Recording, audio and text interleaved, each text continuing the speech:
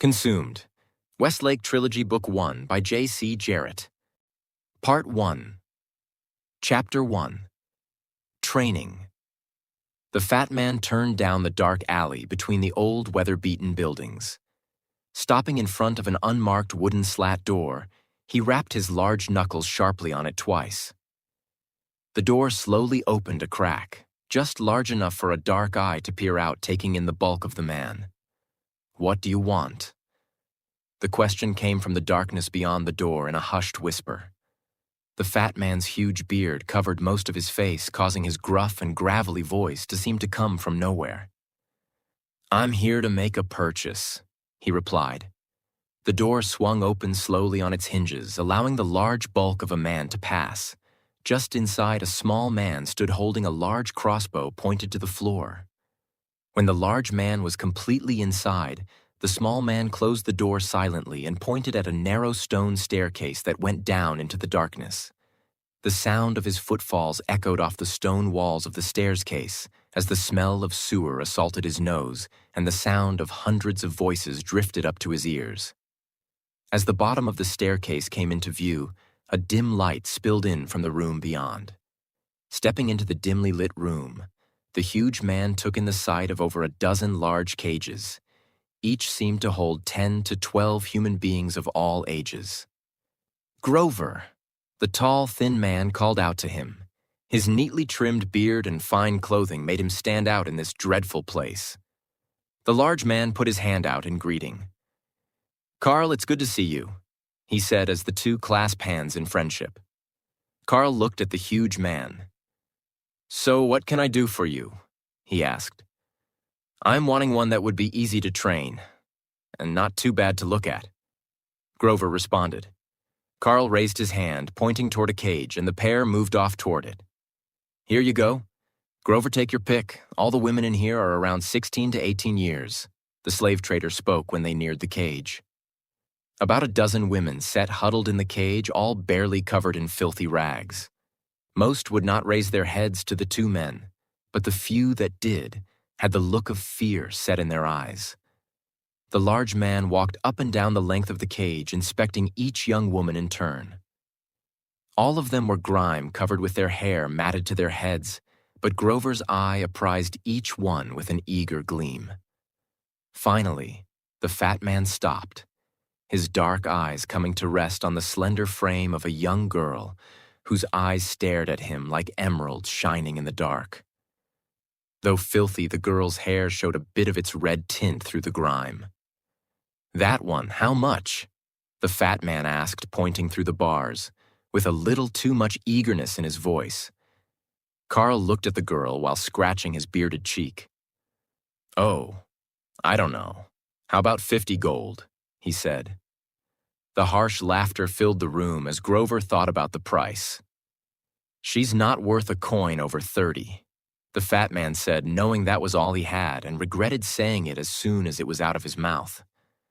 The slaver looked at the girl, knowing he only had 10 gold pieces in the girl and maybe another coin in food, so at 30 he'd be making a good profit. "Okay. Grover, you got a deal at 30. Grover's eyes narrowed at the slaver, his regret turning to anger at himself for offering way too much, and knowing Carl so well, he knew he would never get the price down a single coin. The girl was pulled from the cage by 2 large guards. She fought for just a few seconds against them before she realized the futility of it. The green-eyed slave girl's hands were bound, and a leather collar was placed around her slender neck with a lead rope attached to it. She looked back into the cage at the other girls with tears reaming her eyes as she was drug off toward the stone staircase where Grover stood in waiting. As she approached, the fat man inspected his purchase. The filthy rags the girl wore did little to hide her womanly curves, and though just 16, she was a sculpted beauty. A large smile spread from ear to ear on the fat man, though no one could see it through his huge, unkempt beard. Night had fallen over the city of Port Haven by the time Grover and the slave girl exited the illegal slave pit. In the cover of darkness, the fat man had little trouble getting the girl loaded up in his wagon and out of the city before anybody could ask questions. Once on the open road, the fat man relaxed and kept eyeing the young beauty hungrily. The slave girl sat in silence as tears slowly rolled down her cheeks. The thoughts of what this man would do to her paralyzed her with fear as she cursed her own father for selling her to the slavers for a handful of gold coin. Looking up into the clear night sky, she begged a higher power for help, but she knew none would come. Good, good, now again, Rand said as he brought his huge two-handed sword in an overhead strike. Faster than the slender young man expected, but he still managed to get his twin straight sabers crossed over his head, blocking the incoming attack. The ring of steel echoed off the hillsides as the three blades crashed into each other again and again. Sweat beaded on both combatants' brows as the morning sun beat down upon them, but neither seemed to notice.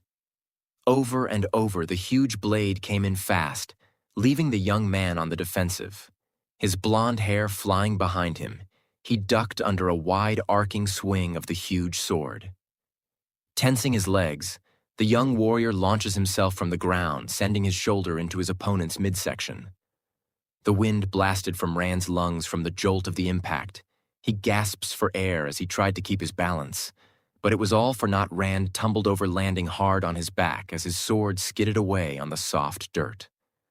The large man looked up to his opponent in defeat as the young man stood over him. A huge smile spread across Rand's face as he looked at the young man. Very good, Peyton.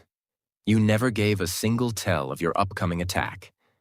But speed and skill are only good if... Rand said, still smiling at his son and taking his offered hand to help him from the ground. If your mind is as sharp as your blade. Peyton responded to the question. I know, Father, you ask me that every day. The young warrior said as he raised his hand to his blue eyes, shielding them from the sun to look off in the distance at a small dust cloud moving along the road to Port Haven. Rand followed his gaze out to the dust cloud about a mile from his small three-room house. Looks to be a small wagon, probably Grover, Peyton said as his father started toward the water barrel beside the house. Rand leaned against the water barrel after dunking his head in to rinse the sweat from his hair. He stared at his reflection for several seconds, then shook his head in frustration. Rand Westlake, you are getting old and slow, he said to himself in the water, seeing the gray on the sides of his once stark black hair and the lines etched across his face. Rand stood looking at his son, who he had raised alone after Jana had passed. He could definitely see Jana in his son, from his dark blonde hair and ice blue eyes to his slender build and barely 5'10" stature. Thoughts of Jana always caused him to wish that Peyton had been given a chance to meet his mother. It saddened him deeply that he never would. The dust cloud moved ever closer, and now Rand could make out the great bulk of Grover bouncing and jiggling in the seat. It is Grover, he said, and someone else with him. His son finished, his young eyes keener than his father's. The father and son stood and watched the wagon roll past the turn in the road that would take it to the Grover homestead. Causing Rand to curse to himself, he could not stand Grover, who acted like the world owed him everything and was a great braggart and liar. Rand wasn't positive, but he was pretty sure the man preyed on travelers from time to time, robbing them of their goods and coin, but he had never been caught. He was nothing more than a bully and a thief, and on more than one occasion made sure his son knew this. It's a girl, Peyton said with excitement in his voice, pulled his father from his own thoughts, who looked back out at the wagon. It rolled to a stop at a large water trough by the small barn. Rand and his son started toward the wagon as the huge bulk of Grover climbed down off his wagon. Hope you don't mind I stretch my legs and water my horse, Westlake. Grover called in greeting to them. Coming from Port Haven, Grover? Rand asked as they approached the fat man. Rand's eyes fell on the girl seated in the wagon. He was shocked at the grime-covered rags she wore, and then his attention was pulled to the bounds around her wrist and the leather collar around her slender neck. He knew what she was, and he also knew that slavery was illegal on the continent of Tangal. In his travels as a young man, he had heard of black market slave dens, but he had never believed he would witness that barbarism here in his little piece of the world. Yeah, I had to pick up my niece. Grover's tongue seemed to trip over every word. At the port, A boat. She will be staying with me for a while. Orphaned. The fat man, finally getting his lie straight in his head, finished. Peyton's eyes were drawn to the slave girl. With her head bowed down, her filthy red hair covered her face. The young warrior spotted the bonds and collar and kept one eye on his father to see his move in this situation.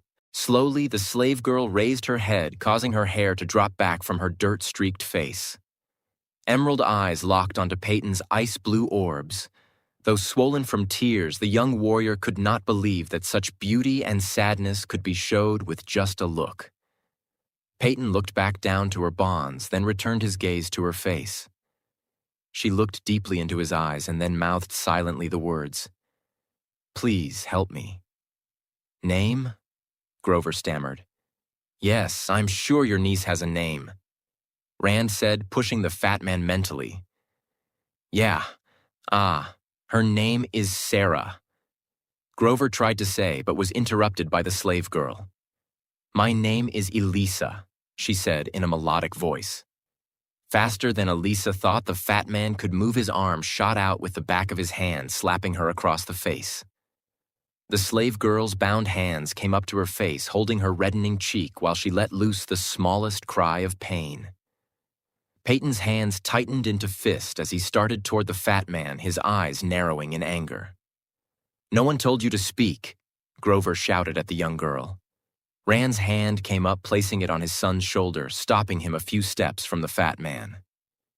Grover turned toward the young Westlake. He had seen his approach and the stance he carried now, and knew that Rand had stopped him. "What's the matter, boy? Didn't like that, did you?" The fat man taunted before turning to Rand. "I don't know what you're teaching your son, Westlake, but you better teach him what happens when you bite off more than you can chew." Rand's fingers tightened on Peyton's shoulder as his dark eyes narrowed on the fat man. "Get on your wagon and get off my land. Now." Rand's voice was as cold as ice. "Let me tell you, Westlake." Grover stared as he pulled his bulk onto the wagon. "Next time, I'll just give the boy a beating for even thinking of jumping at me." The fat man finished as he snapped the reins across the horse's rump, bringing the wagon to a roll. As the wagon pulled away, Elisa stared deeply into Peyton's anger and hate-filled eyes. Her look screamed silently at him, begging for help. Peyton stood silent for several minutes, watching the wagon roll off into the distance. He tried in vain to release the anger and rage balled up inside him. The words of his father echoed through his mind. "Rage and anger is your worst enemies. They will get you killed faster than anything else in this world." No matter what, though, Peyton could not let it go. Finally, he turned to his father. "Why? Why did you stop me? That man deserved to be taught a lesson." His anger spilling into his voice, even though he did not mean it to. Rand watched the wagon move on till just a cloud of dust was visible, and never looking away, he spoke in a calm, clear voice. "Son, there is so much evil in this world that there is no way to fight it all. You must pick your battles carefully, or you will find you have become a victim yourself. But that poor girl, you know as well as I that is not his niece. She's a prisoner, a slave, and does not deserve to be so." The young warrior said, anger still in his voice. Rand turned to his son, seeing the pain and rage in him, and saw himself at his age he, to thought like him long ago, but was quick to find out the truth. "Son, you can't save the world," he said as he walked toward the house. Stopping on the small porch, he looked back at Peyton still standing there. "I know I tried, and all it did was get your mother killed," the distraught father said to himself as he turns and headed into the house. Peyton stood thinking of what his father said, and even though he knew no one wiser than Rand Westlake, he still could not shake the feeling that his father was wrong this time. "Fine. I may not be able to save the world," he said aloud to himself, "but I can save her world."